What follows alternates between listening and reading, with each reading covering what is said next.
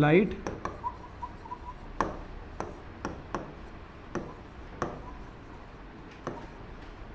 Reflection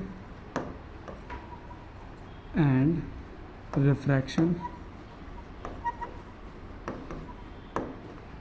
और इसमें हम लोग क्या पढ़ने वाले हैं आज, लॉज ऑफ रिफ्रैक्शन। ठीक है, सो हमारा आ गया लॉज ऑफ रिफ्रैक्शन। कितने लॉज ऑफ रिफ्रैक्शन है भाई? दो हैं। और जो पहला लॉ ऑफ रिफ्रैक्शन है ना, ये सेम है जैसे लॉ ऑफ रिफ्लेक्शन था। ठीक है, क्या है ये? तो क्या है? Incident ray normal and refracted रे। वहां पे रिफ्लेक्टेड था और यहां पे रिफ्रैक्टेड है। रिफ्रैक्टेड रे lie on same plane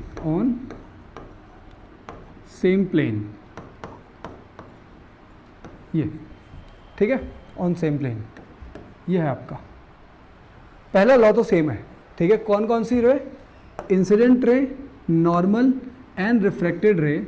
आगे फिर ये भी होता है on the point of incidence.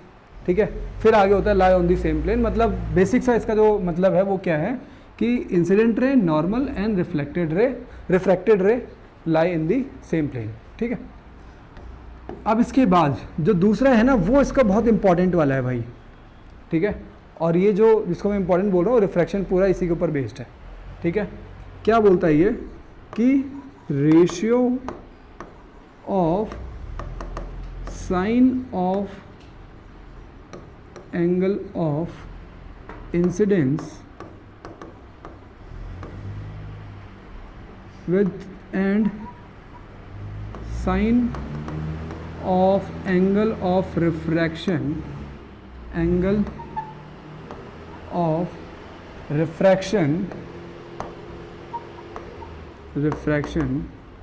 is constant for या फिर for given color of light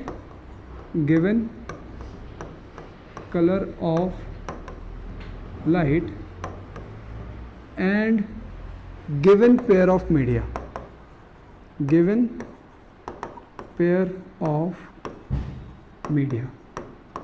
media का मतलब हुआ मीडियम। ठीक है, तो क्या रेशियो है ये? क्या है ये? रेशियो है। पहली चीज क्या हो गई?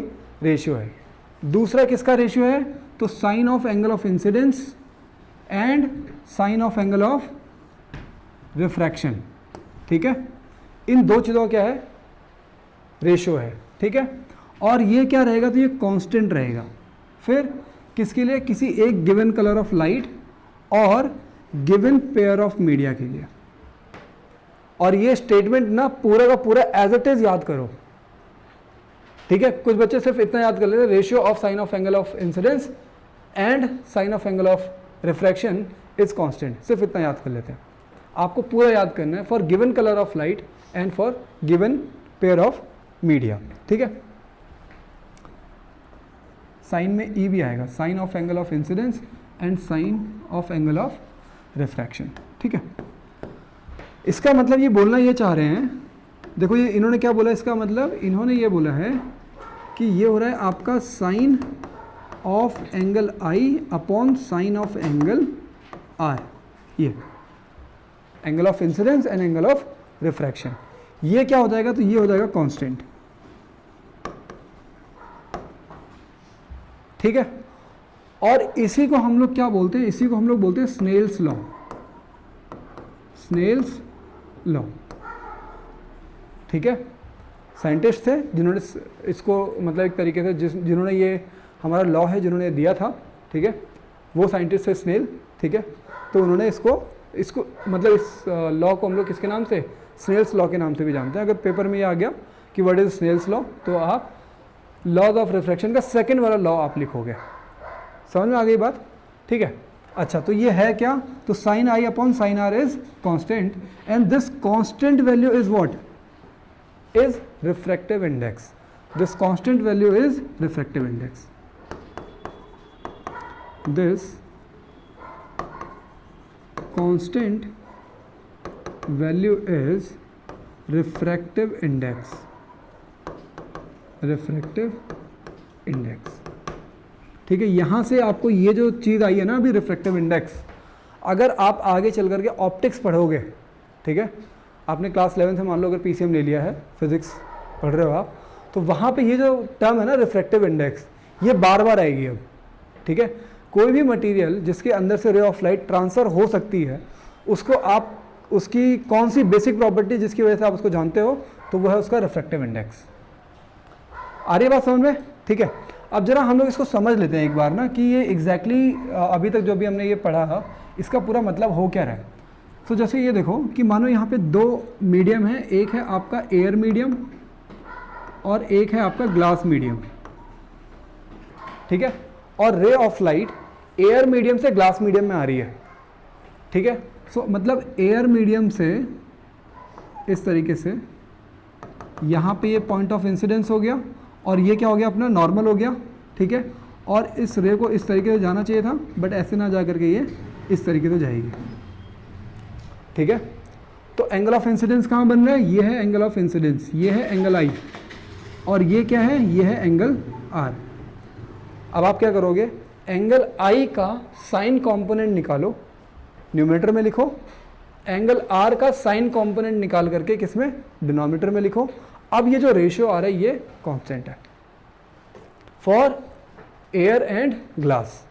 मतलब आप उसके बाद फिर आप इस एंगल को कितना भी ऊपर नीचे करो, ये जो रेशियो है ये सेम आएगा और उसी के अकॉर्डिंग एंगल आर अपने आप को एडजस्ट कर लेगा. आ रही है बात समझ में? ठीक है, एक बार एक एग्जांपल के लिए मैं बहुत सिंपल सा एग्जांपल दे रहा हूँ कि मान लो कि जो साइन आई की जो वैल्यू है ना, यहाँ पे ये आ रही है आपकी इसको मान लेते हैं हम लोग 30 डिग्री मान लेते हैं कि ये 30 डिग्री है. ठीक है, यहाँ पे कोई एक मीडियम है, मीडियम 1 मान लिया और इसको हमने मीडियम 2 मान लिया, मीडियम 2. ठीक है, मीडियम 2. अब देखो यहाँ पे साइन आई की वैल्यू को हम लोग 30 डिग्री मान रहे हैं और यहाँ पे साइन आर की जो वैल्यू है ना, मतलब जो एंगल आर है, हम लोग एंगल आर को मान लेते हैं कि एंगल आर जो है ये 45 डिग्री का है, या इससे थोड़ा कम मानना पड़ेगा. तो हम लोग इसको हम लोग 45 डिग्री का मान लेते हैं, इसको हम लोग 45 डिग्री का मानते हैं और इसको हम लोग 30 डिग्री का मान लेते हैं. अभी ठीक है, ठीक है, क्योंकि वो डिपेंड इसके ऊपर डिपेंड करता है कि भाई मतलब मीडियम कौन सा डेंसर है कौन सा रेयर है. ये ऊपर नीचे भी हो सकता था, लेकिन जिस तरीके डायग्राम बना रखा था उस तरीके से ये ज़्यादा और ये कम होना चाहिए था. तो 45 डिग्री और ये 30 डिग्री मान लिया हमने. अब देखो इसके अकॉर्डिंग अगर आप यहाँ पे वैल्यूज़ को पुट करोगे तो साइन आई मतलब sine of 45 degree upon sine of 30 degree. अब इसका रेशियो बताओ जरा कितना आ रहा है. साइन 45 डिग्री की वैल्यू पता है क्या? 3:2 नहीं, साइन 45 की वैल्यू कितनी होती है? साइन 45 की वैल्यू किसी को पता है? 1/√2. 1/√2. और साइन 30 डिग्री की वैल्यू कितनी है? 1/2. इसको सॉल्व करेंगे हम लोग तो ये कितना आ जाएगा 1/√2 इंटू यहाँ पे 1 मतलब इसको हम लोग ऐसे लिखेंगे तो 2/1 हो जाएगा. इसकी वैल्यू आ रही है √2 आ रही है. इससे इसको कैंसिल करोगे, ठीक है, तो यहाँ पे √2 बचेगा.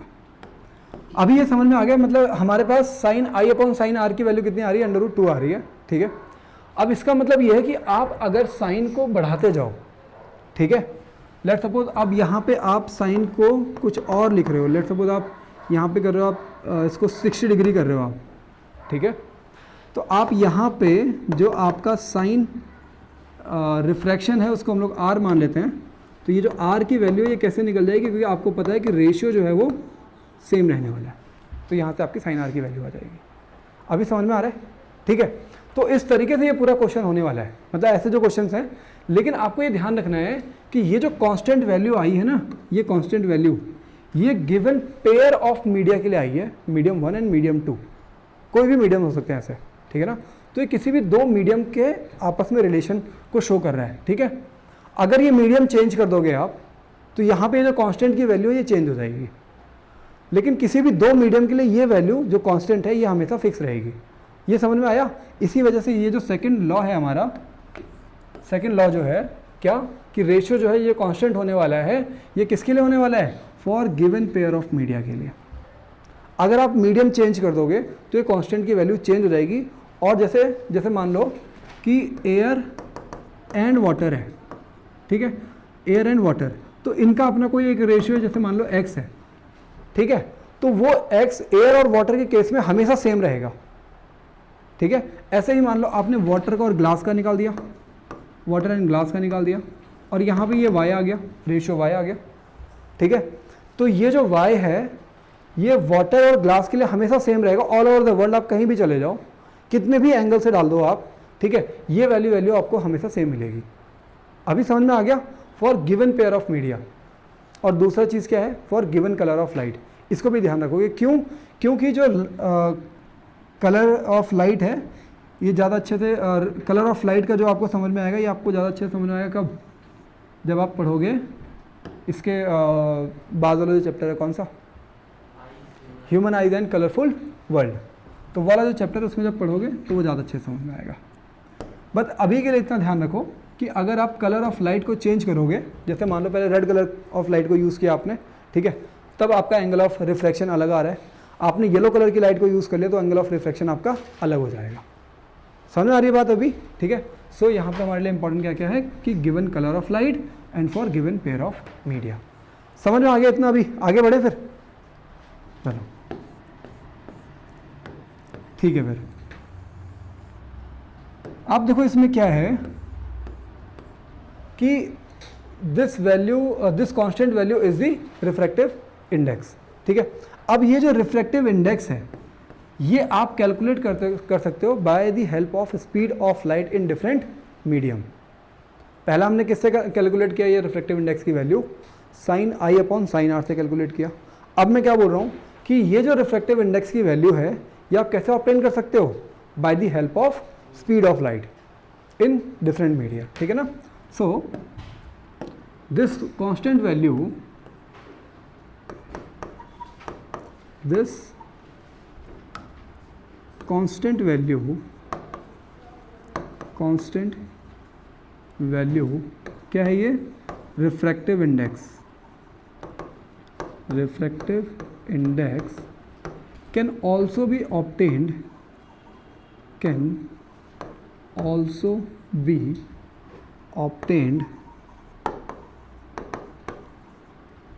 by the help of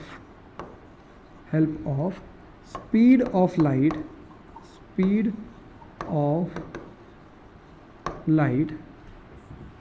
in different medium।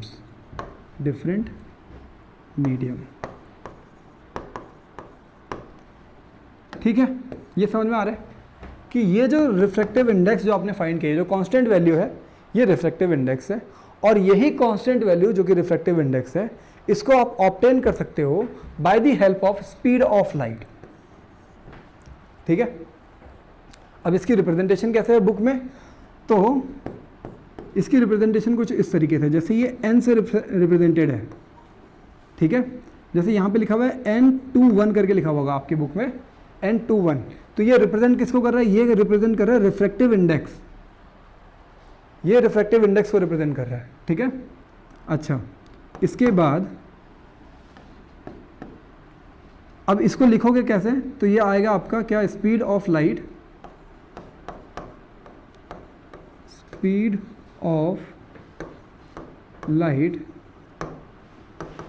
In medium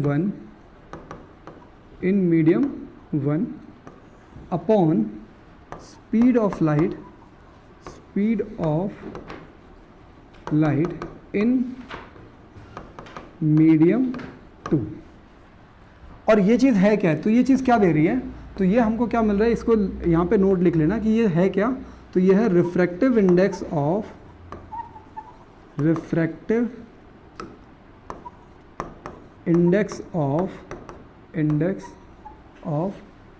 second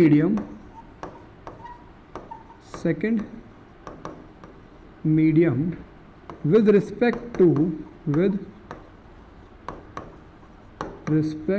to first medium।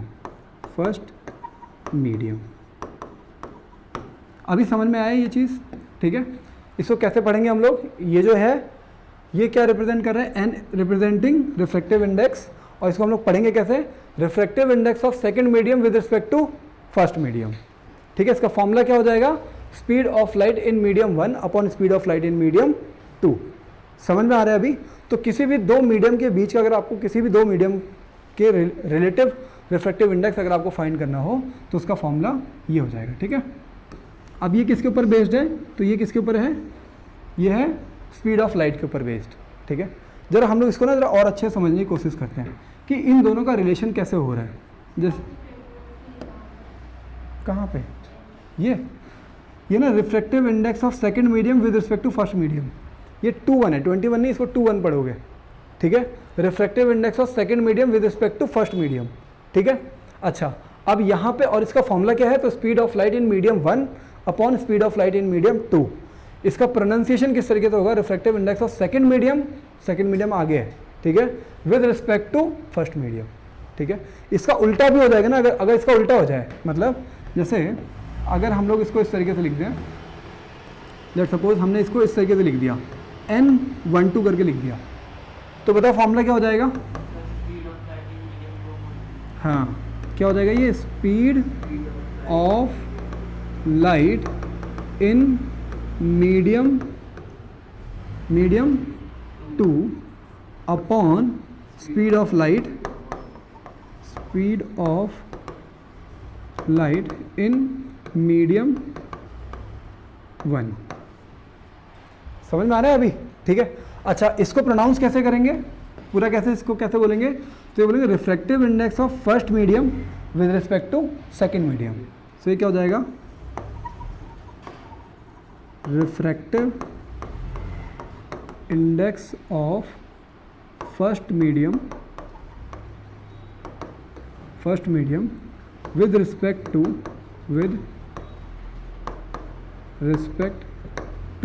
Second medium. अब जरा मुझे ये बताओ कि ये आप लोगों को सबके समझ में आ गया क्या है, किसी को कोई डाउट है तो बताओ, किसी को कोई डाउट है,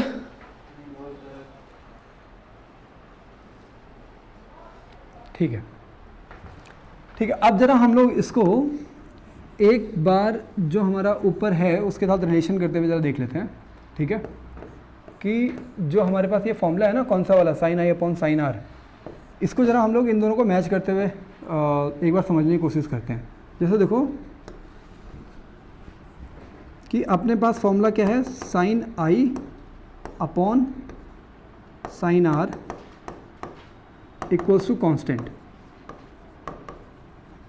और यही कांस्टेंट हमारा कब आने वाला है, speed of light in medium 1, ठीक है। जैसे अब इसमें क्या है कि रे ऑफ लाइट इस तरीके से जा रही है, ये हो गया आपका मीडियम 1 और ये हो गया आपका मीडियम 2। इस तरीके से रे ऑफ लाइट को आगे जाना चाहिए था, बट ये इस तरीके से यहाँ पे मुड़ जाएगी, ठीक है। यहाँ पे इसकी जो भी वेलोसिटी है वो अपना v1 हो गई, और यहाँ पे हम लोग मान लेते हैं इसको v2, ठीक है। अब जरा इसमें ये देखो कि साइन आई अपॉन साइन आर, तो साइन आई कहाँ पे है, यहाँ पे है, ये हो गया आपका साइन आई और ये हो गया आपका sign are.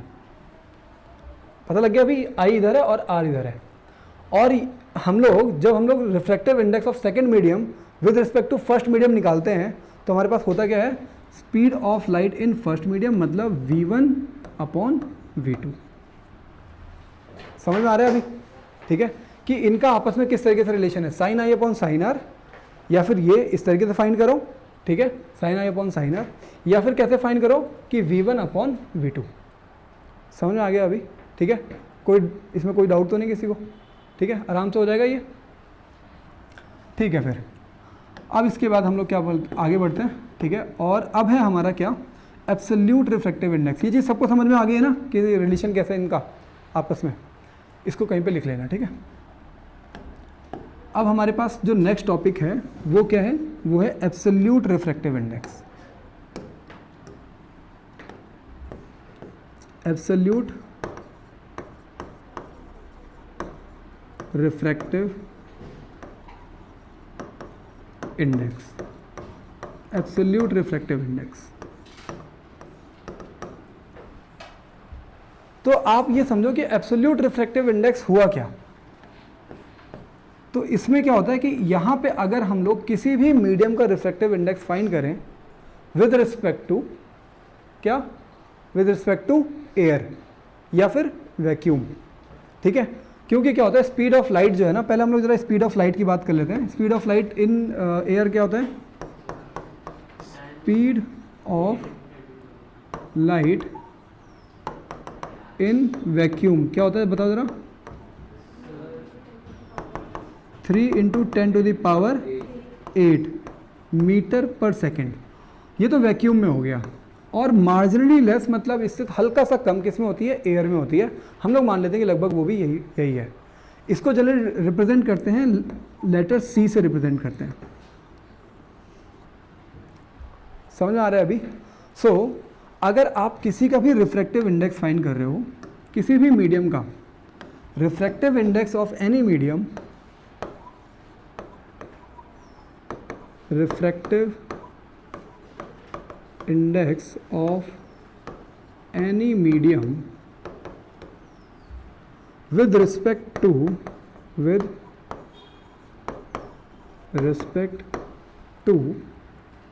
air and with respect to vacuum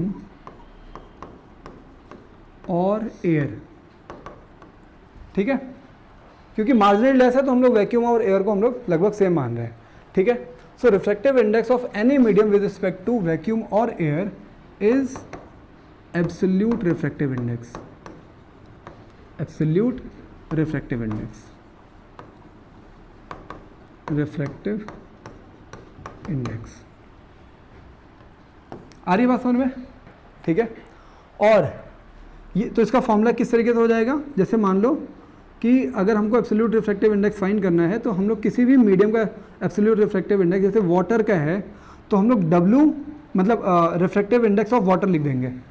ठीक है, ये जो एब्सोल्यूट रिफ्रैक्टिव इंडेक्स है ना, इसको हम लोग नॉर्मली रिफ्रैक्टिव इंडेक्स बोलते हैं, generally known as refractive index, generally known as refractive index, refractive index. मतलब अगर आपको ये दे रखा है कि refractive the value of refractive index for any given medium is 1.33 मान लो गिवन है। सो 1.33 क्या है, वो है उसका एब्सोल्यूट रिफ्रैक्टिव इंडेक्स। ठीक है, अच्छा एब्सोल्यूट रिफ्रैक्टिव इंडेक्स किसके रिस्पेक्ट में फाइंड होता है, एयर के रिस्पेक्ट में फाइंड होता है या फिर वैक्यूम के रिस्पेक्ट में फाइंड होता है। आ रही बात समझ में? अच्छा speed of light in air क्या है, 3 × 10⁸ मीटर पर सेकेंड। ठीक है ना। अच्छा अब आगे जरा हम लोग देखते हैं, तो इसको हम लोग जैसे हम लोग अगर बोले हैं कि refractive index of any medium, ठीक है, कोई भी एक मीडियम हमने लिया refractive index of any medium, ठीक है, तो उसको हम लोग फाइंड कैसे करेंगे, तो इसका फॉर्मूला हो जाएगा C/V। अब ये C क्या है, तो आपको मैंने बताया C is the speed of light in vacuum या फिर एयर। ठीक है ना, तो यहाँ पे लिख लेना कहीं पे, where C is speed of light, speed of light in air या फिर वैक्यूम। ठीक है, और V क्या है, so V is speed of light, speed of light in given media, in given medium. अभी तक यहाँ तक सब समझ में आ रहा है? ठीक है, और ये किसी भी कोई भी रिफ्रैक्टिव इंडेक्स हो सकता है। अब देखो क्या है कि आपकी बुक में एक टेबल दे रखी है, टेबल नंबर 9.3, ठीक है। पहले तो इसको ढंग से देख लो, उसके बाद में आप लोगों की बुक से टेबल नंबर 9.3 निकाल रहा हूँ। क्या है ये? एब्सोल्यूट रिफ्रैक्टिव इंडेक्स की टेबल।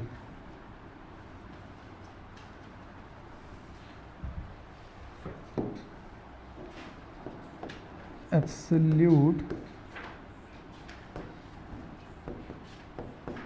रिफ्रैक्टिव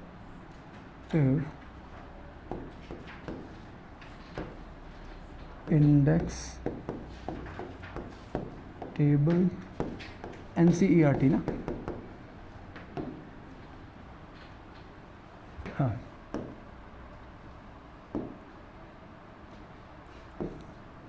ये वाली टेबल है ना अपने पास, क्या है? टीचू।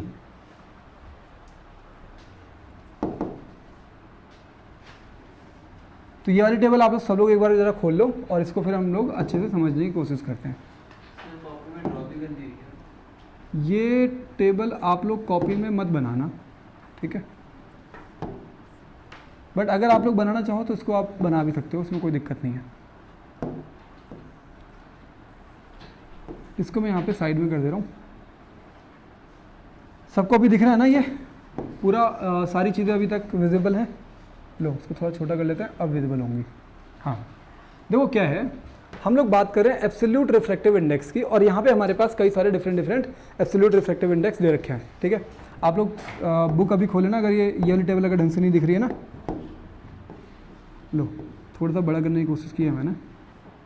हाँ अब जैसे देखो इसमें एयर के साथ एब्सोल्यूट रिफ्रैक्टिव इंडेक्स 1.0003 है, ठीक है, 1.0003 एयर के साथ। इसका मतलब कि ये जो स्पीड ऑफ लाइट है ये किसमें? वैक्यूम में लिया हुआ होगा, है ना। और वो बहुत बहुत हल्का सा ही चेंज है, speed of light in vacuum and speed of light in air, बहुत मार्जिनल डिफरेंस है। इस वजह से ये जो रेशियो आ रहा है आपके पास वो 1.0003 इसके अराउंड आ गया, ठीक है। अब जैसे यहाँ पे अगर मान लो कि हमें पूछा हुआ है कि find the speed of light इन, यहाँ पे मान लो किस में निकालें? चलो हम लोग निकालते हैं केरोसिन ऑयल में निकाल देते हैं। केरोसिन ऑयल में हम लोग क्या निकाल रहे हैं? स्पीड ऑफ लाइट निकाल रहे हैं। कैसे निकालना होगा वो देखो। देखो हमको पता है कि रिफ्रैक्टिव इंडेक्स हम लोग क्या फाइंड कर रहे हैं अभी? Finding speed of light, speed of light in kerosene oil, ठीक है। तो कैसे फाइंड करोगे वो देखो भाई। हमारे पास एक चीज़ गिवन है, क्या हमारे पास गिवन है? Refractive index. रिफ्रैक्टिव इंडेक्स कितना है? 1.44। सो 1.44 इक्वल्स टू क्या होता है इसका? इसका फॉर्मूला क्या होता है? C/V। सो यहाँ पे C/V, V क्या हो गया? Speed of light in kerosene oil, और C क्या हो गया? Speed of light in vacuum. तो इसका मतलब हम लोग वैल्यूज पुट कर देते हैं ज़रा। तो ये आ गया आपका speed of light in vacuum कितना है? 3 × 10⁸, और यहाँ पे हो गया speed of light in kerosene. ये V यहाँ पे आ जाएगा। So speed of light in kerosene equals to 3 × 10⁸ upon 1.44। समझ में आ रहा है अभी? ठीक है। अब जरा इसका आंसर निकालते हैं। अभी आप लोग सिंपली क्या कर सकते हो? आप 3 को 1.44 से डिवाइड कर दो, बाकी जो भी वैल्यू आ रही है उसको पॉइंट में लिख देना, ठीक है। सो 3 / 1.44, आंसर आ रहा है 2.0, ठीक है। कितना आ गया अपना आंसर? ये V इक्वल्स टू आ रहा है 2.0, आगे है आपका 083। सो 2.08 × 10⁸ मीटर पर सेकेंड। अच्छा मुझे ये बताओ कि 3 × 10⁸ ज़्यादा है या 2.08 × 10⁸ ज़्यादा है? ये ज़्यादा है ना। इसका मतलब यहाँ पे क्या हो गया? Speed of light in vacuum या फिर speed of light in air is highest. आ रही बात समझ में? ठीक है। उससे ज़्यादा कुछ नहीं हो सकता, क्योंकि देखो यहाँ पे सारी वैल्यूज़ क्या हैं? 1.1 से क्या है? ज़्यादा है। सारी वैल्यूज़ क्या है? 1 से ज़्यादा है। और हमने किसी एक वैल्यू को पुट किया था, 1.44 हमने पुट किया था, और इससे हमको क्या मिल रहा है कि जो भी हमको वेलोसिटी इन केरोसिन ऑयल कितनी मिली? 2.08 × 8, ठीक है, जो कि क्या है value, less than speed of light in air. इसका मतलब कि स्पीड ऑफ लाइट एयर में क्या होती है, हाईएस्ट होती है, ठीक है, एयर में क्या हो गई है, हाईएस्ट हो गई। पहली चीज़ तो ये आ गई समझ में, अब इसमें कोई डाउट तो नहीं है, ठीक है, ये चीज़ अच्छे समझ में आ गई है। अब देखो क्या है कि अगर हम लोग speed of light in diamond निकालते हैं, अच्छा इस पूरी टेबल में देखो सबसे ज़्यादा वैल्यू किसकी है, डायमंड की है, हाईएस्ट वैल्यू किसकी है, डायमंड की है, ठीक है। अब इसका मतलब क्या होगा कि जैसे अगर आपने यहाँ पे आपने क्या देखा कि जैसे जैसे ये वैल्यू इंक्रीज कर रही है तो जो स्पीड ऑफ लाइट है ना वो डिक्रीज करेगी। क्यों? क्योंकि ये वैल्यू जाएगी अपॉन में, ये वैल्यू जाएगी अपॉन में, और यहाँ पे ये वैल्यू आ जाएगी इधर। इसका मतलब क्या हुआ कि अगर अपॉन वाली वैल्यू मतलब रिफ्रैक्टिव इंडेक्स की वैल्यू अगर बड़ी होगी तो आपकी स्पीड ऑफ लाइट क्या हो जाएगी, डिक्रीज होगी। सो इसका मतलब speed of light is minimum in diamond, ठीक है। तो यहाँ पे आप लिख लोगे क्या, speed of light is highest in vacuum and lowest in diamond. ये समझ में आ गया। तो डायमंड में जो स्पीड ऑफ लाइट है वो क्या है, बिल्कुल मिनिमम है। अब चलो एक चीज़ और यहाँ पे समझ लेते हैं कि डायमंड इतना ग्लो क्यों करता है, या फिर इस चीज़ को यहाँ पे समझें या बाद में समझें। चलो इसको हम लोग डायमंड ला करके देख लेंगे। हाँ ये भी कर सकते हैं हम लोग। किससे मांग के लेकर आएंगे लेकिन, अक्षित पे है डायमंड है, अच्छा चलो ठीक है। तो डायमंड में ज़रा एक चीज़ आती है वो, चलो ठीक है, वो जो हम लोग पढ़ेंगे human I in the colourful world, उसमें उस चीज़ को ज़्यादा अच्छे से समझेंगे, टोटल इंटरनल रिफ्लेक्शन, ठीक है। और होता ये है, जैसे ये मान लो ये कोई डायमंड है,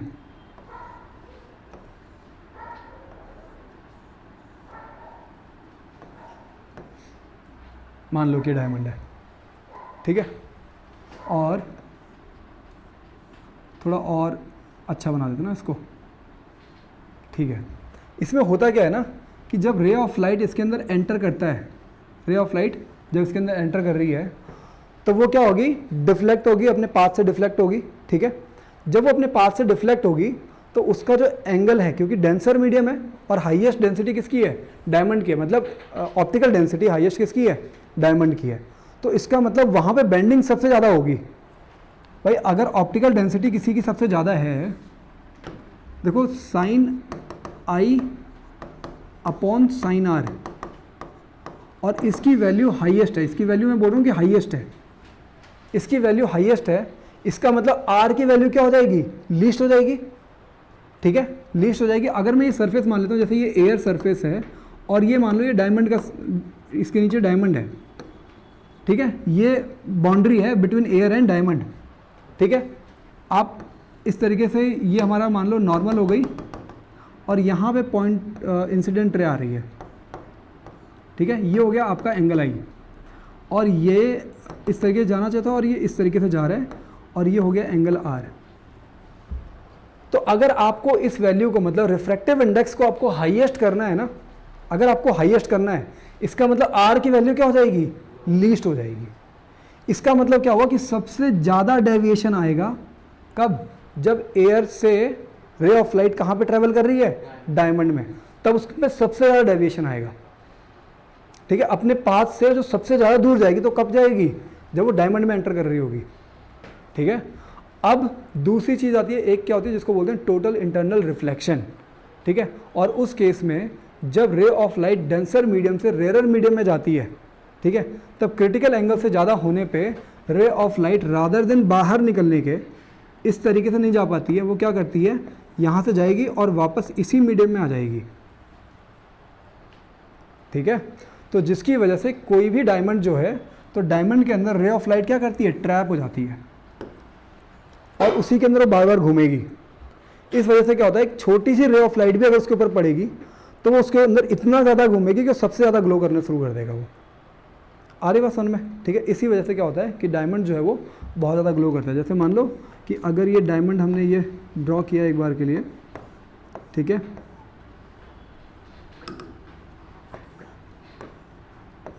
ये इसके अंदर अगर रे ऑफ लाइट गई, मान लो इसके अंदर रे ऑफ लाइट अगर एंटर हो गई तो ये इसके अंदर इसी तरीके से घूमती रह जाएगी फिर, ठीक है, ये इस तरीके से इसके अंदर घूमती रहेगी और ये क्या करेगा फिर और ज़्यादा ग्लो करना शुरू कर देगा। जहाँ की देखो एक ही रे ऑफ लाइट गई थी और वो इसने इतने ज़्यादा रिफ्रैक्शंस देख लिए, ठीक है, और फिर उसके बाद कहीं एक जगह से बाहर निकलेगी, बट ये इतना ज़्यादा जो रिफ्रैक्शन हुआ है, इतनी ज़्यादा जो उसके अंदर घूम गई है, उसकी वजह से क्या हो जाता है, वो ब्राइट हो जाता है। वो तो भाई वो तो तुरंत ही निकल जाता है, क्योंकि स्पीड ऑफ लाइट अगर ये है ना आपका, अगर आप डायमंड में भी निकालोगे स्पीड ऑफ लाइट, तभी भी ये कुछ 1000 मीटर पर सेकेंड, मतलब 1 सेकंड में आपको दिखेगा भी नहीं। वो आपकी आंखों की कैपेसिटी कितनी होती है, कुछ माइक्रो सेकेंड्स में अगर कोई चीज़ अगर हिल रही होगी, जैसे पंखा घूम रहा है ना, बट आप इसके जो पंखुड़ियाँ हैं वो नहीं देख सकते। क्यों नहीं देख सकते? क्योंकि हमारे आईज़ की एक सेंसिटिविटी है ना, उससे ज़्यादा अगर कोई चीज़ निकल करके जाएगी हमारी आंखों के सामने से तो हमको नहीं दिखेगी, ठीक है। वो जादू नहीं करते हैं ऐसे करके, वो एक हाथ से सिक्का गायब होता है दूसरे हाथ में आ जाता है, पता उसके पीछे का क्या रीज़न होता है? वो इतनी तेज़ ऐसे करके फेंकते हैं ना कि जो हमारी लाइट की मतलब आंखों की जो सेंसिटिविटी है ना, कि जितनी स्पीड ऑफ लाइट को कैप्चर कर सकता है उससे ज़्यादा तेज़ वो निकल जाती है, तो कहाँ से कैप्चर कर पाओगे, ठीक है। तो ऐसा उनको भी कहाँ दिखता है, बट वो मतलब प्रैक्टिस इतनी ज़्यादा करते हैं ना, प्रैक्टिस इतनी ज़्यादा करते हैं ऐसे करके करने की, वो बार बार तो कर ले जाते हैं। एक बार मैंने भी किया था, 2-3 बार हुआ, बल्कि उसके बाद फिर पकड़ जाता था मैं, फिर मुझे लगता था कि सबको पता चल जाएगा, फिर छोड़ दिया मैंने, ठीक है। चलो ठीक है, इसके बाद अब है हमारा क्या, अच्छा ये कल मैंने आप लोगों को ये चीज़ तो बता दी थी ना, rare medium and denser medium, ठीक है। अच्छा ये बताओ ज़रा, यहाँ तक सारी चीज़ें अच्छे समझ में आई हैं अभी तक, इसमें कोई डाउट तो नहीं है किसी को? है एब्सोल्यूट रिफ्रैक्टिव इंडेक्स किसके रिस्पेक्ट में होता है बताओ ज़रा, आप बताओ। एब्सोल्यूट रिफ्रैक्टिव इंडेक्स किसी भी मीडियम का विद रिस्पेक्ट टू व्हाट, आप बताओ। हाँ वैक्यूम, ये वैक्यूम या फिर एयर, ठीक है। अच्छा हाईएस्ट रिफ्रैक्टिव इंडेक्स किसका होता है, आप बताओ। हाईएस्ट रिफ्रैक्टिव इंडेक्स किसका होता है, आप बताओ। हाईएस्ट रिफ्रैक्टिव इंडेक्स किसका है? हाईएस्ट रिफ्रैक्टिव इंडेक्स किसका है? हाईएस्ट रिफ्रैक्टिव इंडेक्स किसका है? यार अभी तो मैं बता रहा हूँ, यहाँ पे कितनी बार मैंने बता दिया कि भाई ये देखो, सो रहे हो क्या आप सब के सब, है क्वेश्चन भी उसके ऊपर करके दिखा रहा, मतलब क्वेश्चन भी कर ही रहा था मैं, उसके ऊपर बता ही रहा था मैं, है नींद आ रही है सबको, ऐसा हो रहा है। बीच में मुझे गेम्स टूर्नामेंट्स टाइप के करवाने हैं फिर, अच्छा ठीक है। अच्छा speed of light in air क्या है, आप बताओ। 3 × 10⁸ मीटर पर सेकेंड, ठीक है। हाँ ज़रा आप बताओ, इसका प्रोनाउंसिएशन बताओ ज़रा क्या है, हाँ पूरा बताओ इसको, मतलब पूरा प्रोनाउंस कैसे करेंगे इसको, नहीं आप बताओ। Refractive index of first medium with respect to second medium. इतना सब कुछ पढ़ाया, सारा गोल हो गया क्या है? अच्छा ठीक है। हाँ सेकंड लॉ ऑफ रिफ्रैक्शन आप बताओ जरा। Second law of refraction, sir ये वाला, हाँ हाँ सेकंड लॉ ऑफ रिफ्रैक्शन, ये तो उसका एक्सप्लेनेशन है ना, ये वाला तो नहीं आता, वैसे नॉर्मल वाला आता है रिफ्रैक्शन का। है ना। रिफ्रैक्शन का सेकंड लॉ अभी तो बताया मैंने स्टार्टिंग में, वही तो चल रहा था पूरा। आप बताओ।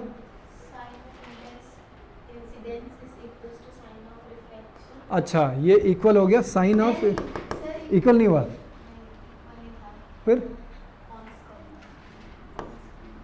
ये साइन ऑफ एंगल आई ये इक्वल नहीं है, फिर क्या है? कांस्टेंट है, ये कांस्टेंट हो गया।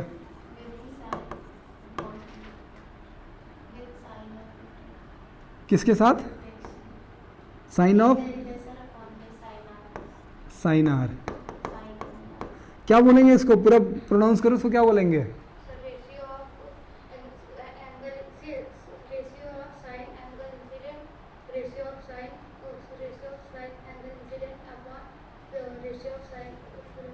आपने रेशियो बोल दिया ना, तो इसका मतलब जो पहले बोलोगे वो न्यूमरेटर में आएगा और जो बाद में बोलोगे डिनोमिनेटर में आएगा। तो आपको अपॉन या फिर बीच में रेशियो नहीं लिखना है, या फिर वहाँ पे बोलने की जरूरत नहीं। आपने रेशियो, हाँ, and given pair of media. आप बताओ भाई पूरा second law of refraction.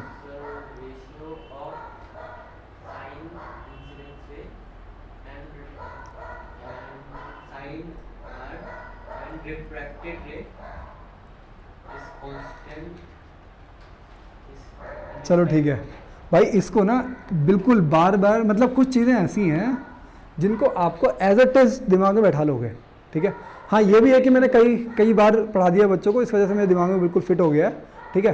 But उसी तरीके से याद करोगे, बिल्कुल मिनिमम वर्ड्स में आप उसका एक्सप्लेन कर सकते हो। क्या कि रिफ्रैक्टिव इंडेक्स, क्या ratio of sine of angle of incidence and sine of angle of refraction is constant.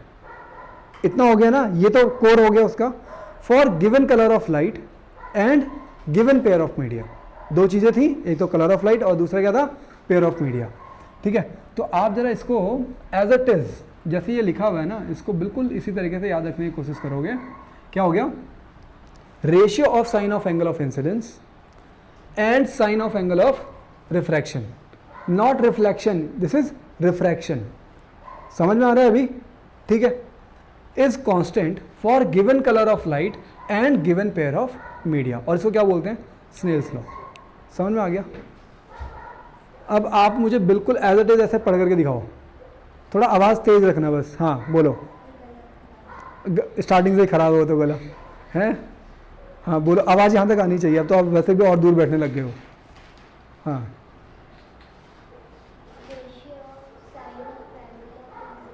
हाँ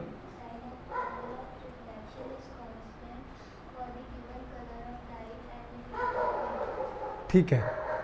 घर में भी ना एटलीस्ट अभी आपने समझ तो लिया ना कि एग्जैक्टली क्या चीज़ है, ठीक है। आप इसको लगभग 4 से 5 बार ना थोड़ा आवाज़ तेज करके खुद से इसको बोलोगे ताकि जल्दी याद हो जाए, ठीक है। अगर याद भी हो गया और समझ में भी आ गया, तब आप कॉपी में एक्सप्लेन भी कर पाओगे उससे, ठीक है। अक्षित आप पढ़ो जरा इसको पूरा।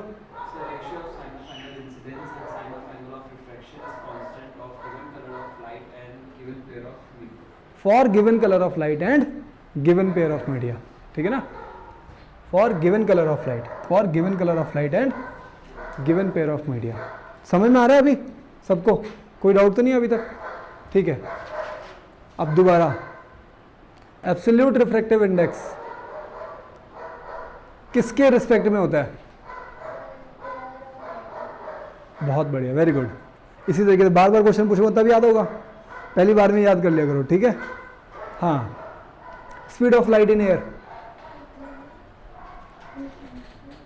0, चलती नहीं है स्पीड, मतलब रे ऑफ लाइट चली नहीं रही उसके अंदर।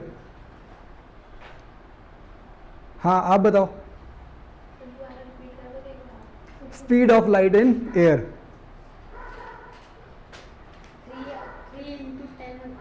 3 वेरी गुड, बहुत बढ़िया, 3 × 10⁸ मीटर पर सेकेंड, ठीक है। तो बार बार इसको ना रिकॉल करो, ये जो चीज़ें इंपॉर्टेंट चीज़ें हैं ना, जो की पॉइंट्स हैं, आप उनको बोल बोल करके याद करो। जितना ज़्यादा बोल बोल करके याद करोगे वो चीज़ें लॉन्ग टर्म के लिए याद हो जाएंगी, ठीक है। अच्छा आगे चलते हैं। हाँ ज़रा आप अक्की इसको प्रोनाउंस करके दिखाओ ज़रा। रिफ्लेक्टिव, रिफ्रैक्शन पढ़ रहे हैं हम लोग, रिफ्रैक्टिव, हाँ रिफ्लेक्टिव अलग है भाई, रिफ्लेक्टिव नहीं है ये, रिफ्लेक्टिव ये हुआ, रिफ्लेक्शन के लिए यूज होता है, लेकिन हम लोग अभी पढ़ रहे हैं रिफ्रैक्टिव, RACTIVE, रिफ्रैक्टिव, ये सही है अभी के लिए। हाँ इसके लिए ये, हाँ आगे पढ़ो इसको।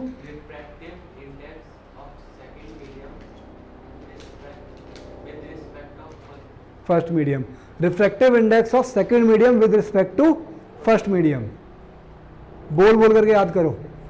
आप बोलो जरा इसको, क्या है ये, आगे,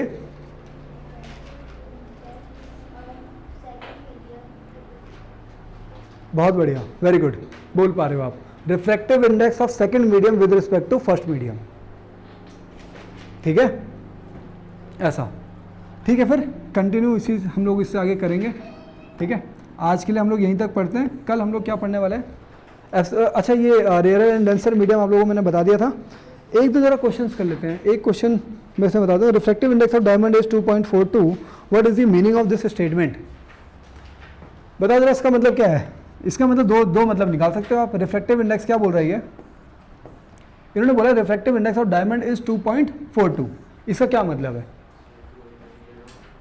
इसका मतलब आप दो तरीके से निकाल सकते हो। एक तो आप angle I upon angle R, मतलब sine of angle I of sine of angle R, उसके रिस्पेक्ट में बता सकते हो कि साइन आर मतलब जो एंगल ऑफ रिफ्लेक्शन है इज मिनिमम। ठीक है, क्यों? क्योंकि साइन आई अपॉन साइन आर, इसकी जो वैल्यू है ये मैक्सिमम है। ठीक है, इसका मतलब for given incident angle of incidence, जो मिनिमम एंगल ऑफ रिफ्रैक्शन होगा वो किस में होगा? डायमंड में होगा। आ रही बात समझ में? For given angle of incidence the angle of refraction is minimum in diamond as the refractive index of diamond is highest. पहली चीज़ तो ये हो गई। दूसरी चीज़ क्या है? C upon V. C upon V ये क्या होता है? एब्सोल्यूट रिफ्रैक्टिव इंडेक्स, जिसकी वैल्यू आपने दे दी है 2.42 और आप बोल रहे हो कि ये हाईएस्ट है। रिफ्रैक्टिव इंडेक्स अगर ये हाईएस्ट है तो देखो ये किसमें? सी अपॉन 2 इक्वल्स टू वी। ठीक है, अब देखो इसमें होगा क्या कि इसका मतलब कि v की जो वैल्यू है ये क्या आ जाएगी? क्योंकि 2.42 ये हाईएस्ट वैल्यू है ना, रिफ्रैक्टिव इंडेक्स की हाईएस्ट वैल्यू है। इसका मतलब v की वैल्यू क्या हो जाएगी? लीस्ट हो जाएगी। मतलब speed of light is least in diamond. ये लास्ट क्वेश्चन का आंसर हो जाएगा। इस तरीके से आप सारे क्वेश्चंस को जरा एक बार करके आओगे। ठीक है, और जो भी डाउट्स होंगे उसको हम लोग कल देखते हैं। ठीक है, अभी तक सबको सब समझ में आया जहाँ तक मैंने पढ़ाया है? ठीक है, और रिफ्रैक्टिव इंडेक्स से रिलेटेड जितने क्वेश्चंस हैं उनको आराम से आप लोग कल करके आओगे। ठीक है।